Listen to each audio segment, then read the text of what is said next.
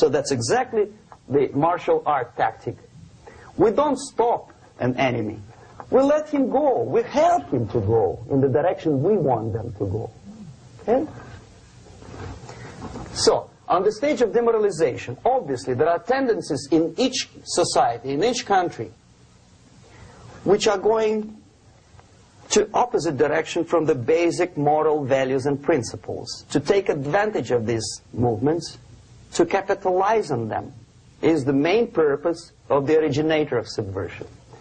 So we have religion, we have education, we have social life, we have power structure, we have labor relations, unions, and finally we have law and order.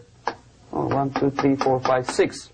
Okay? These are the areas of application of subversion. What it means exactly? In case of religion, destroy it, ridicule it, replace it with various sects, cults, which bring people's attention, faith, whether it is naive, primitive, doesn't really matter. As long as the basically accepted religious dogma is being slowly eroded and taken away from the supreme purpose of religion, to keep people in touch with the supreme being, that serves the purpose. Therefore, replace it, accepted, respected religious organizations with fake organizations. Distract people's attention from the real faith and attract them to various different faiths. Education. Distract them from learning something which is constructive, pragmatic, efficient. Instead of mathematics, physics, foreign languages, chemistry, teach them history of urban warfare, natural food, home economy, your sexuality, anything, as long as it takes you away. Okay? Social life. Replace traditionally established institutions and organizations with fake organizations. Take away the initiative from people. Take away the responsibility from naturally established links between individuals, group of individuals, and society at large, and replace them with artificially, bureaucratically controlled bodies. Instead of social life and friendship between neighbors, establish social workers institutions. People who are on payroll of whom? Society? No. Bureaucracy. The main concern of social workers is not your family, not you, not social relations between groups of people. The main concern is to get the paycheck from the government. What will be the result of their social work doesn't really matter. They can develop all kind of concepts to show to the government and to the people that they're useful. Okay. Away from the natural links. Power structure. Okay. The natural bodies of administration, which are traditionally either elected by people at large or appointed by elected leaders of society, are being actively substituted by artificial bodies. The bodies of people, groups of people, whom nobody elected. Never. As a matter of fact, most of the people don't like them at all, and yet they exist. One of such group is media. Who elected them? How come they have so much power? Almost monopolistic power on your mind. They can rape your mind. But who elected them? How come they have a nerve to decide what is good and what is bad for the elected by you, president, and his administration? Who the hell are they? Spiro Agnew, who was hated by the liberal left, called them a bunch of enfeebled snobs.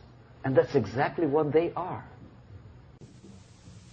They think they know. They don't. The level of mediocrity.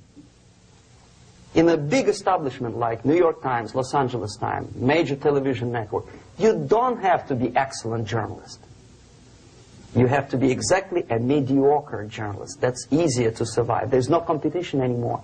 You have your good, nice income, $100,000 a year. That's it. Whether you are better or worse doesn't really matter anymore, as soon as you are smiling to the camera and do your job.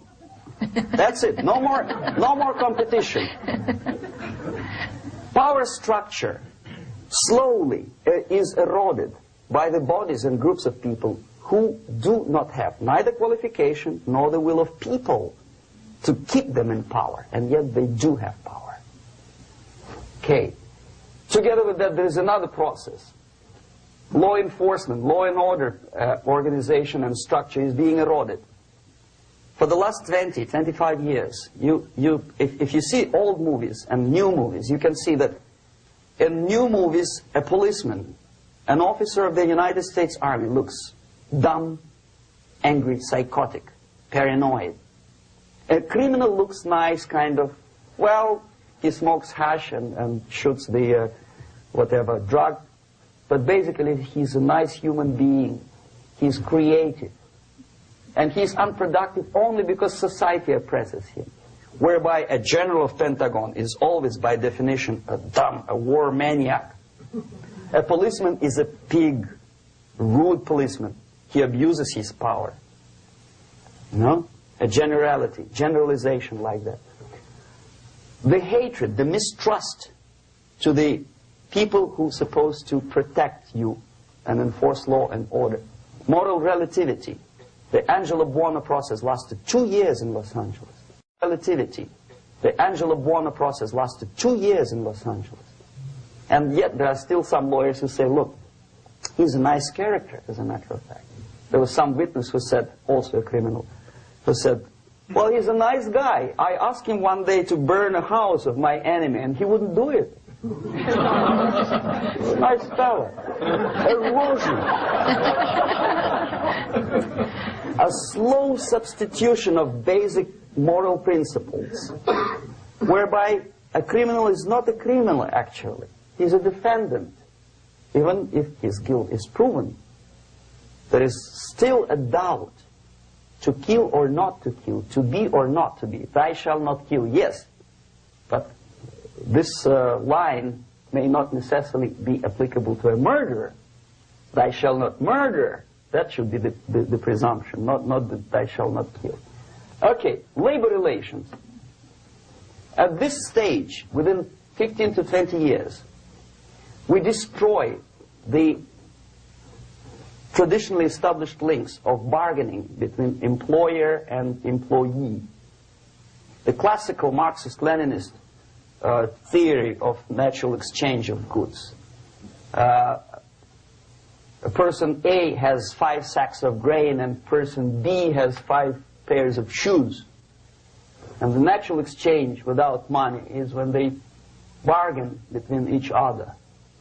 And only with the introduction of the third force, C, an entirely third foreign stranger who says, no, don't give him 5 sacks of grain, give it to me, and you give me your 5 pairs of shoes, and I will distribute it accordingly, so that the economy will go. This is the death of natural exchange, death of natural bargaining. Well, trade unions were established 100 years ago. The objective was to improve working conditions and to protect the rights of workers from those employers who were abusing their right because they had more money. Objectively, at that time, initially, the trade union movement did work. What we see now is that the bargaining process is no longer resulting in the compromise, which is leading objectively to betterment of working conditions and increase of salary. What we see is that after each prolonged strike, the workers lose. Even if they have 10% increase of their salaries, they cannot catch up due to inflation and due to missed time. More than that, millions of people suffer from that strike because economy now is interdependent. It's intertwined like one body. If previously steel workers, say 100 years ago, could strike and nobody would suffer, now it's impossible anymore. If a garbage collector strikes today, the rest of the multi-million city is stinking. I mean, there's no more service. In Quebec, for example, we had the electricians who were on strike in the middle of winter. You can freeze your bottom, and they still were on strike. Did they catch up with the salary? No, they lost. Who benefited? The leaders of trade unions. What is the motivation for strike? Improving of workers' condition? No, obviously it's not. Then what is it? Ideology. To prove to these capitalists. And the obedient horde of workers, like sheep, follow these people. And they cannot disobey. Why? Because if they do, you know what happens to them. Pickets, murders, shooting truck drivers by picketers. In Montreal, for example, I saw with my own eyes when I was correspondent of CBC International, Canadian Broadcasting Corporation, when the workers of aircraft factory destroyed computers and the equipment in the factory. And the administration employed strike breakers. Their cars were turned upside down and burned. Their houses were burned. Their kids were intimidated. And some victims were there. Of that you can be sure. Why? To improve conditions of workers? No. Ideology. Okay, so this is what happens basically. It may or may not happen without the help of the Soviet Union. But the natural tendencies are being greatly taken advantage of and capitalized by the Soviet propaganda systems. How? Whenever trade union strikes, we have influx of propaganda, mass media, ideological dissemination. The workers' right, and we repeat it like parrots. Yes, workers' right. Whose rights? Workers? No. The only freedom of worker to sell his labor according to his own desire and will is taken away from him. By whom? By trade union boss.